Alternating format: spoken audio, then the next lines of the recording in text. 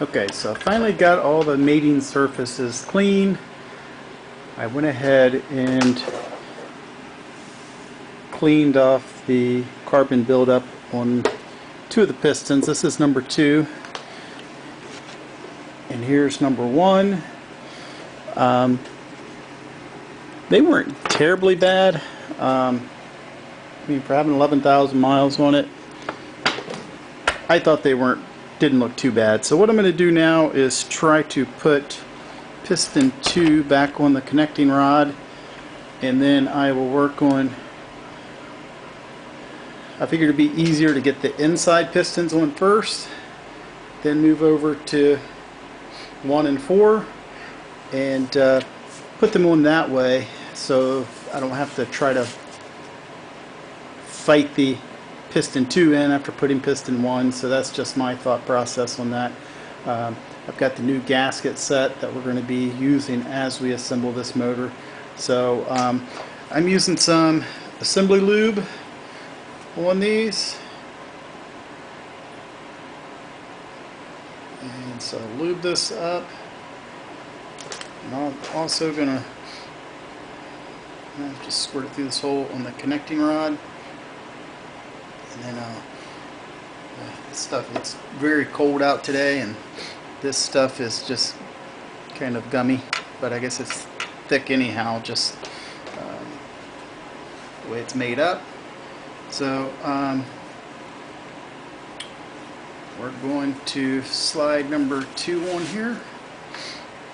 Number 2, the rod pin slides pretty easily, so I'm just going to line it up here. See if I can get it in. I think I pushed the wrist pin too far. Line it up.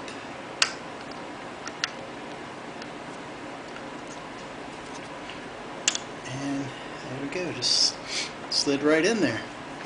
So I will get the clips, put the clips in, and we'll just continue that process for all 4. So pretty easy so far. Just make sure your arrows are pointing towards the front of the motor on these, and yeah, so we'll move along. Okay, what I've decided to do before I go any further, I don't know if you can see these little triangular shaped O-rings that go in here.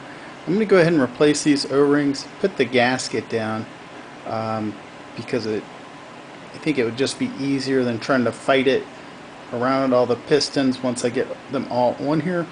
So I'm going to go ahead and do that first. Now I'm debating, because it looked like, I'm not sure, like I said, if someone did this before, but there's a gouge right here. I don't know if the camera's picking it up. There's a gouge right here on the side where it looks like somebody had gouged this before trying to get this head off. I don't know why the head would have needed to come off. Like I said, it only has 11,000 miles on it, but there's a gouge here, and this was the side that was leaking oil, and it looks like they used a lot of RTV on this gasket when they put it on. So I'm debating on using RTV again, because I'm kind of doing this in a slow process, and I'm not sure if the RTV will have time to set up before I actually put the head on it. I don't know if I'll get around to doing the head today.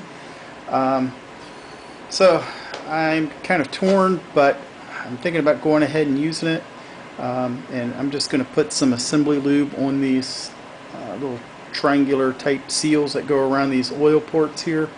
And that could have been where it was leaking before, because it would only leak after it was running for a while, and then when you parked it, and I don't know if the oil just settling back down, but it was coming right through this section right here. So like I said, I've noticed this gouge here, so I don't know if the gasket failed right through here, or if the O-rings on the bottom of the cylinders, the way they sit down in here, if that O-ring gasket failed. But it was definitely leaking right out of this side here, coming right down the case on this side. So I'm going to just put a little assembly lube on these just to oil them up, sit them in their spot, and then we'll go ahead and put the rest of the gasket on.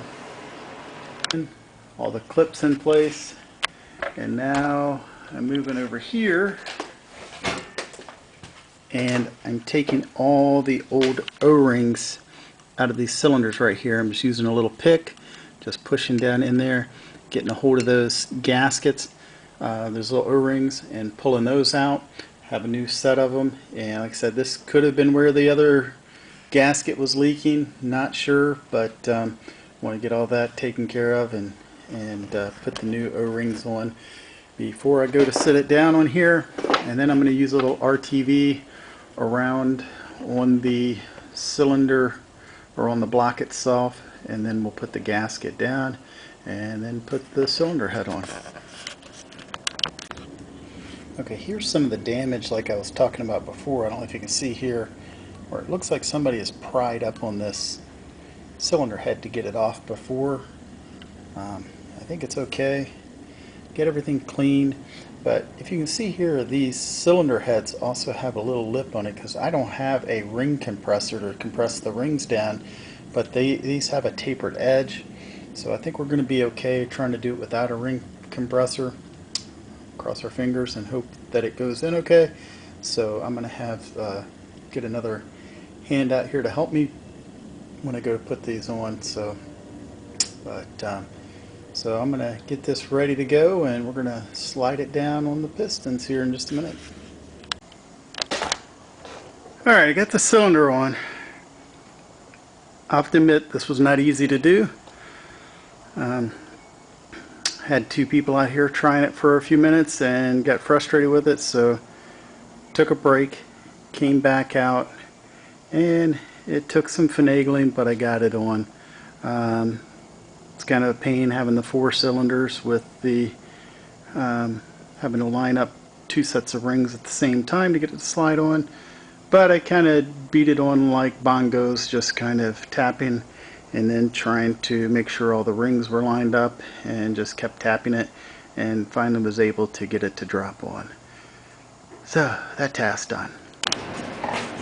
Okay, now that I've got the cylinders on, I put the head gasket on, a new rubber seal in here around the timing chain. So now I'm going to put the head on, and I'm going to make sure I line up these dowel pins here for the head when I go to sit it on, and should be ready to move on to the next step. I don't know if you can see in this picture, but I'm going to try to video it. Getting this head back on, keeping the chain from falling down.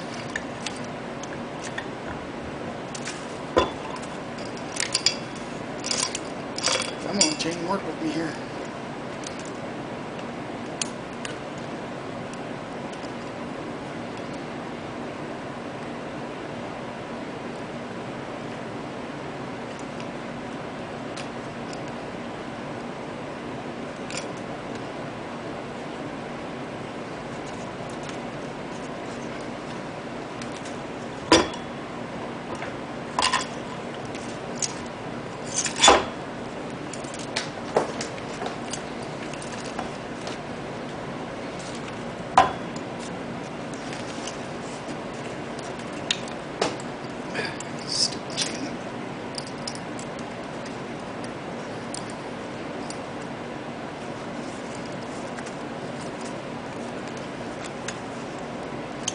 Now that failed.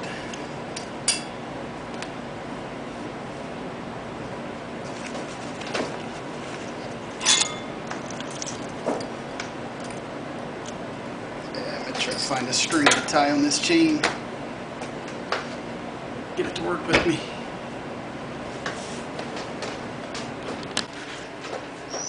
Okay, I got the head on. I wound up doing it the same way, basically, that I was doing it.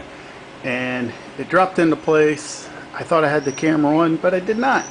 So I apologize for that, but I just fed the chain through, held the chain. I wound up hooking it to the block down here and fed it through, and the head dropped into place.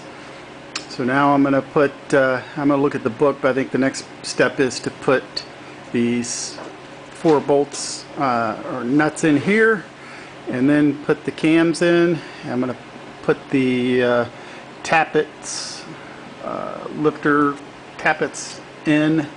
I have them all in order of how they came out, and then put the little oil rubber pieces in here as well, and we'll be ready to start putting the rest of this motor back together. Put the cams in. Okay, I had to take the head back off because I forgot something. I forgot that the old head had these little rubber, like silicone washers that go in here on all four of the bolts. Sorry for the whining. My dog is in my garage and we're keeping him in here today and he's not happy about it. But these four washers go down here around the bolts.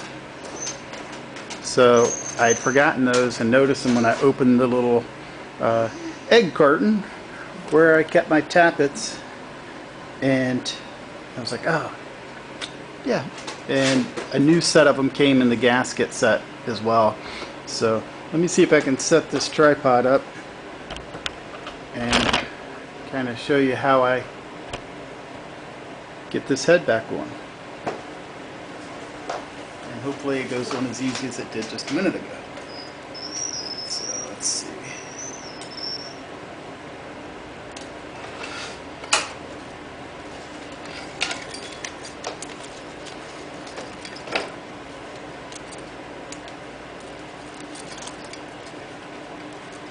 Just pull the chain through.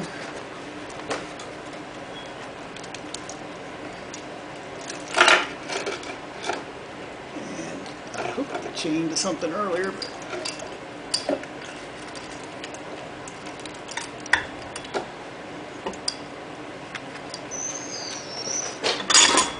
alright, and drop it in place.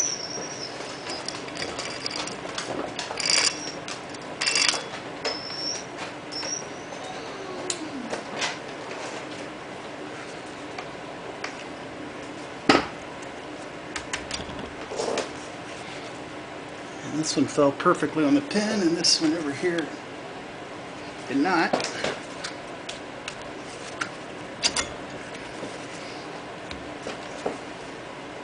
There we go. So she's down on there, on the pins, and now it's ready for the tappet covers and the tappets. What I'm going to do is